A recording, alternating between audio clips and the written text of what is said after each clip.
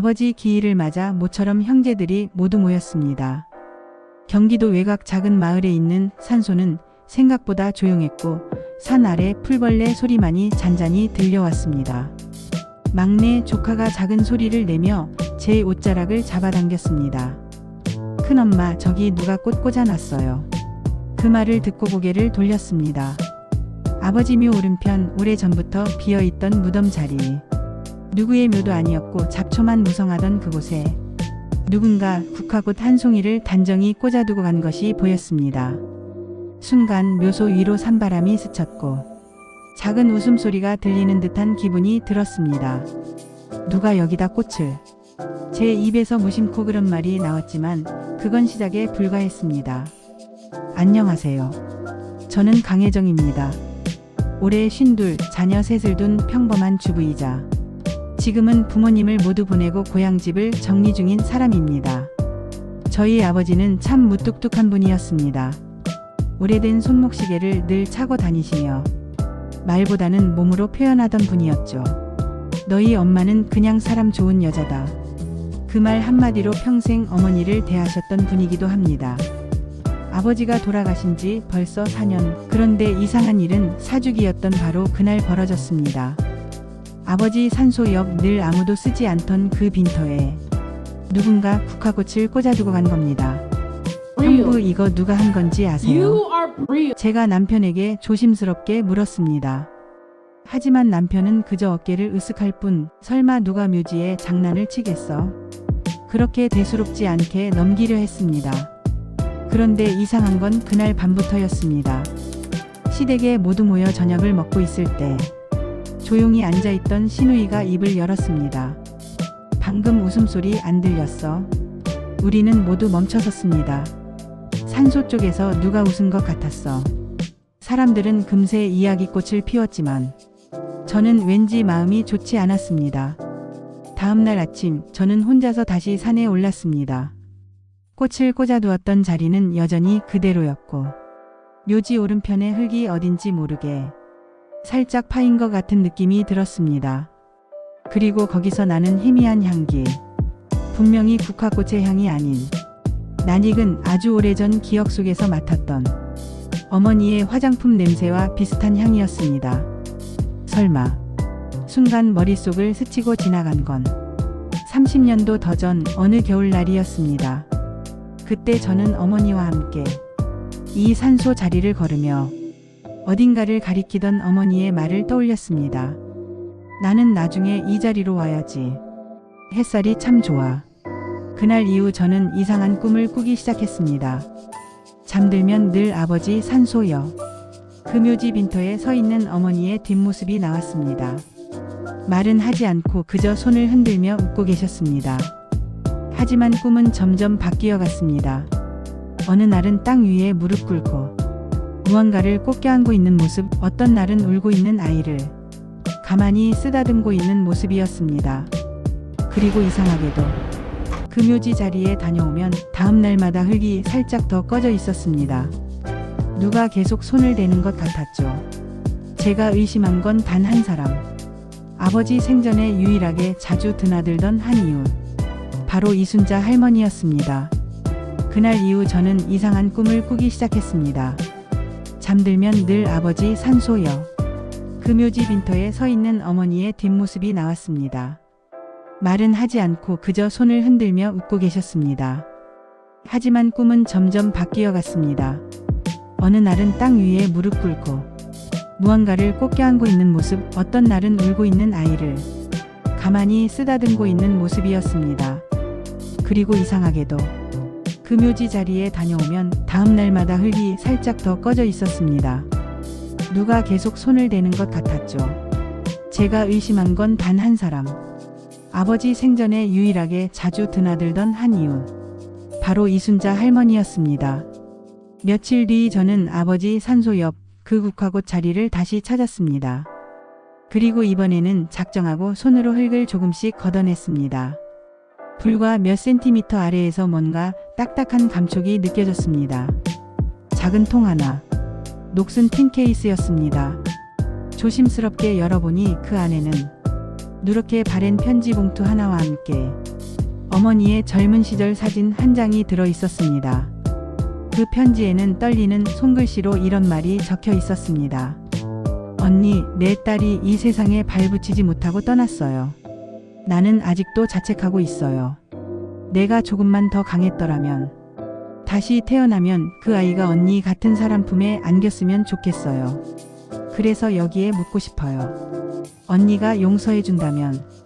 가슴이 조여왔습니다. 그 편지를 쓰고 묻은 사람은 분명 이순자 할머니였습니다. 딸을 먼저 보낸 어미의 끝끝내 말하지 못했던 한 맺힌 부탁이었습니다. 사진 속 어머니는 환하게 웃고 있었고 뒤편에는 1977 김정희 순자와 함께라고 연필로 적혀 있었습니다. 오래전 두 여자의 이름. 그 안에 담긴 깊고 긴 관계는 우리가 짐작하던 것보다 훨씬 더 조용하고 아프고 따뜻했던 것이었는지도 모릅니다. 다음 날 저는 조심스럽게 이순자 할머니를 찾아갔습니다. 낡은 양지 바른 기와집 창문에는 레이스 커튼이 바람에 흔들리고 있었습니다. 초인종을 누르려는 순간 안에서 문이 먼저 열렸습니다. 왔지? 올 줄 알았어. 할머니는 조용히 웃었습니다. 그 웃음엔 이미 모든 걸 알고 있었다는 눈빛이 있었습니다. 어머니 묘 옆에 꽃 꽂으신 거 할머니시죠? 내가 묻자 할머니는 고개를 끄덕이지도 부정하지도 않았습니다. 대신 이렇게 말씀하셨습니다. 그 사람은 내게 엄마 같기도 하고 언니 같기도 했어. 너무 따뜻한 사람이었어. 할머니는 낮은 목소리로 이야기를 이어갔습니다. 자신의 딸이 혼전 임신으로 집에서 쫓겨났던 일, 홀로 아이를 낳다가 결국 산후출혈로 숨졌다는 이야기. 지 혼자 장례도 못 치르고 떠났어. 내가 사람 쓰고 밤에 몰래 관 만들어서 묻었어. 어디 묻을지 몰랐는데 그 사람 묘 옆이면 그나마 딸이 덜 외롭지 않을까 싶었어. 그 말에 저는 아무 말도 할 수 없었습니다. 그녀의 죄책감은 이미 너무 깊었고 그 행동은 용서받을 수 없는 일임과 동시에 세상에서 가장 절박한 어미의 선택이기도 했습니다. 그 사람 화도 안 내더라. 꿈에 한 번 왔는데 그냥 웃기만 했어. 내 손 한 번 잡고 그냥 괜찮다고 그렇게 웃기만 하더라. 할머니는 그렇게 말하며 주먹을 꼭 쥐었습니다. 저는 그날 밤 어머니가 생전에 남긴 일기장을 다시 펼쳐보았습니다. 한 페이지에 이런 문장이 있었습니다. 사람의 슬픔은 보지 못하는 곳에 자란다. 때로는 그 슬픔을 말하지 않는 것이 누군가를 진심으로 사랑하는 방식일 수도 있다. 그 문장을 읽는 순간 마음이 내려앉았습니다. 어머니는 알고 계셨던 겁니다. 그리고 아무 말도 하지 않으셨던 겁니다. 마치 이순자 할머니의 슬픔까지 자신이 품으려 했던 것처럼 며칠을 고민했습니다. 무덤을 연다는 건 단순한 일이 아니었습니다. 죽은 이를 다시 깨우는 일이고 남은 자들의 마음을 다시 쪼개는 일이기도 하니까요. 하지만 이대로 외면하고 넘기기엔 너무 분명했습니다. 꽃 한 송이와 썩은 편지 한 장, 그 안에는 말하지 못한 죄와 진심이 함께 담겨 있었습니다. 형제들에게 조심스럽게 이야기를 꺼냈습니다. 아버지 묘 옆 누가 무언가를 묻은 것 같아. 편지도 나왔고 내가 직접 봤어. 이장해야 할 것 같아. 동생들의 반응은 당연히 둘로 갈렸습니다. 형, 너무 예민한 거 아냐? 그냥 누가 꽃 꽂아놨다고 무덤까지 여는 건 좀. 근데 이게 사실이라면 더 문제인 거 아니야? 아버지 묘 바로 옆인데. 그냥 넘어가긴 어렵지. 말이 없던 둘째가 천천히 입을 열었습니다. 우리 어머니라면 어떻게 하셨을까 생각해봤어. 난 파고자 쪽에 한 표야. 그 말에 묘한 정적이 흘렀고 조용히 앉아 계시던 막내도 고개를 끄덕였습니다. 결국 우리는 이장을 결정했습니다. 이장 당일. 산은 조용했고 하늘은 흐렸습니다. 작업은 전문가를 통해 이루어졌고 무덤 옆 움푹 파인 자리를 조심스럽게 파내기 시작했습니다. 얼마 지나지 않아 낡은 관이 흙 속에서 드러났습니다. 작고 초라한 나무관. 묘비도 없고 이름도 새겨지지 않은 관이었습니다. 그 옆에는 땅에 함께 묻힌 얇은 천이 나왔고 그 위엔 미경아, 엄마가 미안해라고 손으로 꾹꾹 눌러 쓴 글자가 보였습니다. 그리고 순간 작업을 멈춘 한 인부가 중얼거렸습니다. 이건 정식 매장이 아닌데요. 가족 동의 없이 이건 불법입니다. 그 말에 동생들은 술렁였고 저는 담담히 대답했습니다. 예. 그래서 이장을 하기로 한 겁니다. 관할 관청에서는 현장 확인을 마치고 사진을 찍었습니다. 우리는 조심스럽게 그 관을 꺼냈고 새로 준비된 작은 묘역에 아버지 묘와 나란히 놓기로 했습니다. 그리고 그 옆엔 국화꽃 한 송이와 편지 한 장을 함께 묻었습니다. 세상 누구에게도 읽히지 못했던 그 편지를 그래도 딸이 어딘가에선 읽을 수 있을지도 모른다는 마음으로 형제들 사이에선 말이 많았습니다. 그래도 남의 관을 우리 묘 옆에 뒀다는 건 좀. 어머니가 살아계셨다면 절대 화내지 않으셨을 거야. 그게 문제지. 그런 마음을 우리가 다 담지 못했잖아. 모두의 말이 옳았습니다. 누군가를 이해한다는 건 옳고 그름을 판단하는 일이 아니라 그 사람의 이유를 마음으로 끌어안는 일이라는 걸 그날 저는 처음으로 진심으로 이해했습니다. 그리고 밤늦게 조용히 집에 돌아왔을 때 아버지가 쓰시던 오래된 다이어리를 열어보았습니다. 정에 있는 삶보다 용서가 있는 삶이 오래간다. 그 문장이 첫 장에 연필로 쓰여 있었습니다. 작고 흔들린 필체였지만 그 의미는 그 어떤 유산보다 묵직했습니다. 저는 그날 아침 마지막으로 이순자 할머니 댁을 다시 찾았습니다. 문을 두드렸지만 응답은 없었습니다. 이웃 아주머니가 조용히 말해줬습니다. 어젯밤 조용히 돌아가셨어요. 병도 없었고 그저 잠들듯이 눈을 감으셨어요. 말없이 고개를 숙였습니다. 이 세상에서 그녀의 마지막 이별마저 아무에게도 짐 지우지 않겠다는 듯 그렇게 조용히 떠나셨던 겁니다. 이순자 할머니의 장례는 아주 단촐하게 치러졌습니다. 무연고자로 등록되어 있었지만 제가 보호자처럼 절차를 밟기로 했습니다. 할머니가 살아생전 남긴 마지막 기록은 없었습니다. 남편도 자식도 가족이라고 불릴 수 있는 이도 없었기에 그 삶의 끝은 세상으로부터 분리된 조용한 이별이었습니다. 그러나 그 조용한 이별을 그냥 그렇게 보내드릴 수는 없었습니다. 저는 형제들과 상의했고 우리는 아버지의 묘 옆 미경의 관이 놓인 그 자리에 작은 관 하나를 더 놓기로 했습니다. 할머니가 생전에 늘 말하셨다고 했습니다. 나는 그냥 내 딸이 외롭지 않았으면 좋겠어. 내가 거기 같이 있으면 그 애도 안 무서울 것 같아.